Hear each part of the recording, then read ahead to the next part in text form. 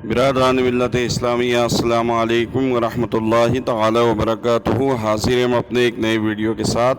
ہمارے اس چینل رضا Islamic knowledge کو زیادہ سے زیادہ سبسکرائب کریں، لائک اور شیئر کرنا نہ بھولیں۔ حضرات محترم، آج ہم پھر ایک اور قرآنی واقعے کے ساتھ آپ کے خدمت میں حاضر ہوئے ہیں، اور آج کا ہمارا واقعہ بڑا ہی شاندار اور بہت ہی بہترین قرآن پاک کا واقعہ ہے یہودیوں کے بارے میں۔ حضرات محترم، یہ یہودی بے انتہا لعنتی قوم اور بڑی ہی بدترین قوم ہے کہ قرآن پاک نے بھی ان کو بدترین قوم ارشاد فرمایا، اور یہ بہت ہی لعنتی قوم ہے۔ بہت سے انبیاء کرام کے قاتل اور آج بھی انسانیت کے سب سے بڑے دشمن، اور خصوصاً مسلمانوں کے سب سے بڑے دشمن ہیں یہ یہودی۔ حضرات محترم، ان یہودیوں کی وجہ سے آج بھی مسلمانوں کو بہت تکالیف کا سامنا ہے۔ دعا کیجیے اللہ تبارک و تعالیٰ اس یہودی نسل کو دنیا سے نیست و نابود فرما دے، اور ان کے نام و نشان مٹا دے، اور ان کی سلطنتوں کو، جو ایک سلطنت ان کی عظیم سلطنت بنا کر رکھا ہے، اس کو بھی اس دنیا سے ختم فرما دے۔ آئیے انہی یہودی لعنتیوں کے تعلق سے ایک واقعہ آج قرآن پاک کا پیش کر رہا ہوں، آپ سنیں گے، بڑا ہی عبرتناک واقعہ ہے۔ آئیے آپ کی خدمت میں وہ واقعہ پیش کرتے ہیں۔ 12,000 یہودی بندر ہو گئے۔ روایت ہے کہ حضرت داؤد علیہ السلام کی قوم کے 70,000 آدمی عقبہ کے پاس سمندر کے کنارے ایلا نامی گاؤں میں رہتے تھے، اور یہ لوگ بڑی فراخی اور خوشحالی کی زندگی بسر کرتے تھے۔ اللہ تعالیٰ نے ان لوگوں کا اس طرح امتحان لیا کہ سنیچر کے دن مچھلی کا شکار ان لوگوں پر حرام فرما دیا، اور ہفتے کے باقی دنوں میں شکار حلال فرما دیا، مگر اس طرح ان لوگوں کو آزمائش میں مبتلا فرما دیا کہ سنیچر کے دن بے شمار مچھلیاں آتی تھیں اور دوسرے دنوں میں نہیں آتی تھی۔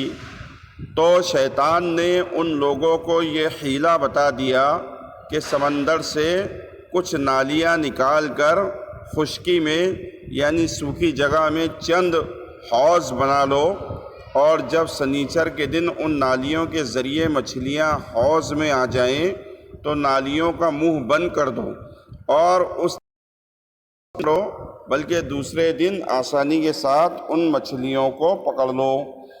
ان لوگوں کو یہ شیطانی حیلہ بازی پسند آ گئی، اور ان لوگوں نے یہ نہیں سوچا کہ جب مچھلیاں نالیوں اور حوضوں میں مقید ہو گئی، یعنی قید ہو گئی، تو یہی ان کا شکار ہو گیا۔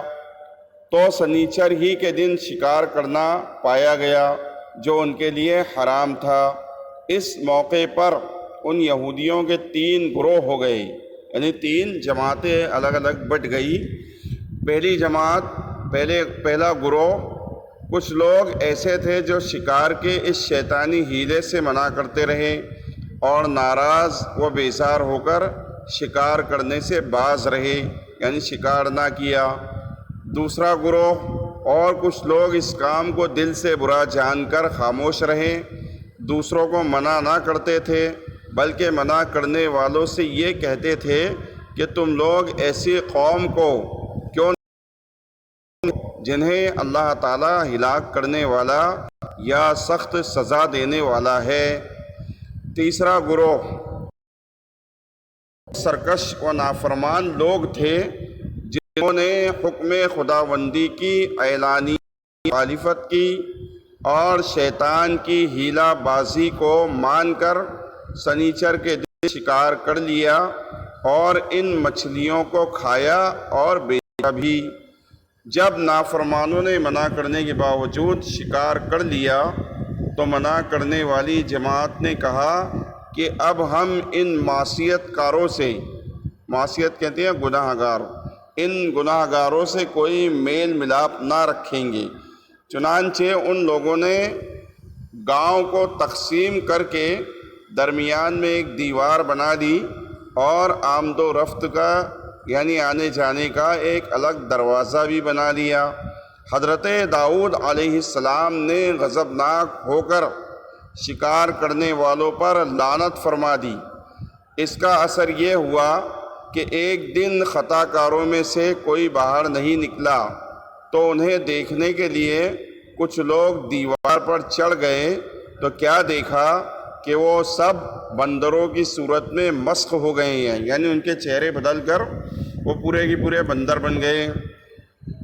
اب لوگ ان مجرموں کا دروازہ کھول کر اندر داخل ہوئے تو وہ بندر اپنے رشتہ داروں کو پہچانتے تھے اور ان کے پاس آ کر ان کے کپڑوں کو سونگھتے تھے اور زار و قطار زار و زار روتے تھے، مگر لوگ ان بندر بن جانے والوں کو نہیں پہچانتے تھے۔ ان بندر بن جانے والوں کی تعداد 12,000 تھی۔ یہ سب 3 دن تک زندہ رہے اور اس درمیان میں کچھ بھی کھا پی نہ سکے، بلکہ یوں ہی بھوکے پیاسے سب کے سب ہلاک ہو گئے۔ شکار سے منع کرنے والا گروہ ہلاکت سے سلامت رہا، اور صحیح قول یہ ہے کہ دل سے برا جان کر خاموش رہنے والوں کو بھی اللہ تعالیٰ نے ہلاکت سے بچا لیا۔ تفسیر الساوی جلد اول صفحہ 72 پارہ نمبر 1 سورہ بقرہ شریف آیت نمبر 65۔ اس واقعے کا اجمالی بیان تو سورہ بقرہ کی اس آیت میں ہے۔ قرآن پاک ارشاد فرماتا ہے، بسم اللہ الرحمن الرحیم، وَلَقَدْ عَلِمْتُمُ الَّذِينَ اعْتَدَوْا مِنْكُمْ فِي السَّبْتِ فَقُلْنَا لَهُمْ كُونُوا قِرَدَةً خَاسِئِينَ۔ ترجمہ کنز الایمان۔ اور بے شک ضرور تمہیں معلوم ہے کہ تم کہ وہ جنہوں نے ہفتے میں سرکشی کی، ہفتہ کہتے ہیں سنیچر کو، سنیچر کے دن میں سرکشی کی تو ہم نے ان سے فرمایا کہ ہو جاؤ بندر دھتکارے ہوئے۔ پارہ 1 سورہ بقرہ شریف آیت نمبر 65۔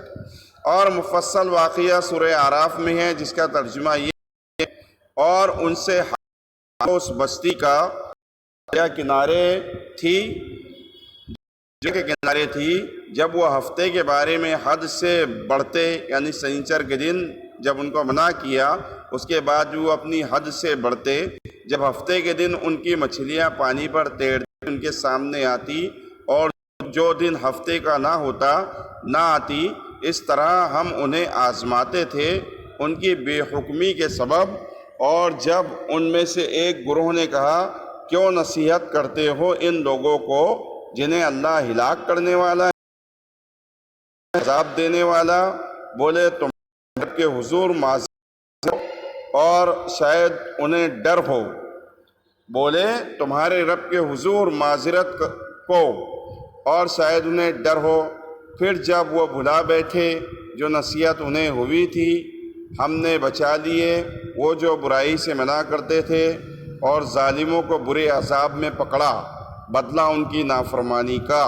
پھر جب انہوں نے ممانعت کے حکم سے، یعنی ان کو منع کیا گیا، اس کے بعد بھی سرکشی کی، ہم نے ان سے فرمایا ہو جاؤ بندر دھتکارے ہوئے۔ پارہ 9 سورہ اعراف آیت نمبر 63 سے لے کر 163 سے لے کر 166 تک۔ درس ہدایت، یعنی معلوم ہوا کہ شیطانی ہیلہ بازیوں میں پڑھ کر اللہ تعالیٰ کے احکام کی نافرمانیوں کا انجام کتنا برا اور کس قدر خطرناک ہوتا ہے، اور خدا کے نبی بد نصیبوں پر لعنت فرما دے وہ کیسے ہولناک عذاب الہی میں گرفتار ہو کر دنیا سے نیست و نابود ہو جاتے ہیں، اور دونوں جہان میں ذلیل و خوار ہو جاتے ہیں۔ نعوذ باللہ من۔ اصحاب ایلا، یعنی ایلا کے اندر جو لوگ تھے، اس دل دہلانے والے واقعے میں ہر مسلمان کے لیے بہت بڑی عبرتوں اور نصیحتوں کا سامان ہے۔ کاش اس واقعے سے مسلمانوں کے قلوب میں خوف خداوندی کی لہر پیدا ہو جائے، اور وہ اللہ و رسول عز و جل و صلی اللہ تعالیٰ علیہ وسلم کی نافرمانیوں کی پگ ڈنڈیوں میں بھٹکنے سے منہ موڑ کر صراط مستقیم کی شاہراہ یعنی راستے پر چل پڑیں اور دونوں جہانوں کی سربلندیوں سے سرفراز ہو کر اعزاز و اکرام کی سلطنت کے تاجدار بن جائیں۔